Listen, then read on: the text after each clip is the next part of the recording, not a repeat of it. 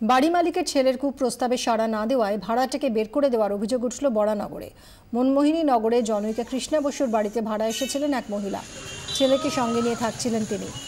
ভাড়াটে মহিলা বরানগর পুরসভার অস্থায়ী কর্মী। অভিযোগ, গৃহকর্ত্রীর ছেলে জয়দীপ বোস বেশ কয়েকদিন ধরে তাকে কুপ্রস্তাব দিচ্ছিলেন। স্থানীয় তৃণমূল কর্মী খোকন দত্ত ওই মহিলাকে কুপ্রস্তাব দিয়ে উত্ত্যক্ত করতেন বলে অভিযোগ। মহিলা সাড়া না দেওয়ায় প্রথমে তাকে মানসিকভাবে হেনস্থা করা হয়। তাতেও কাজ না হওয়ায় শনিবার রাতে ভাড়াটের ঘরে তালা লাগিয়ে তার সমস্ত সরঞ্জাম বাইরে বের করে দেওয়া হয়।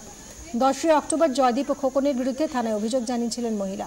তাতেও যে কাজ হয়নি শনিবারের ঘটনায় তা স্পষ্ট। আমাকে বারবার ব্যাড প্রপোজাল দেয়, যেহেতু আমি একা থাকি সেহেতু আমাকে ব্যাড প্রপোজাল দেয়। যখন আমি ইগনোর করে চলে যাই তখন আমাকে খুব খারাপ ভাষায় আমাকে অসভ্য ভাষায় গালিগালাজ করে।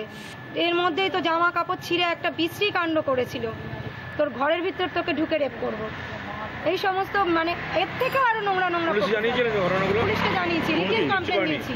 না, ও একটা কেস হয়েছে বলতে ওই তো কেস করেছি, ব্যাস। সব বইপত্র পুড়িয়ে দিয়েছে। আমি এবারে কি করে পরীক্ষা দেবো সেটা নিয়ে ভাবছি।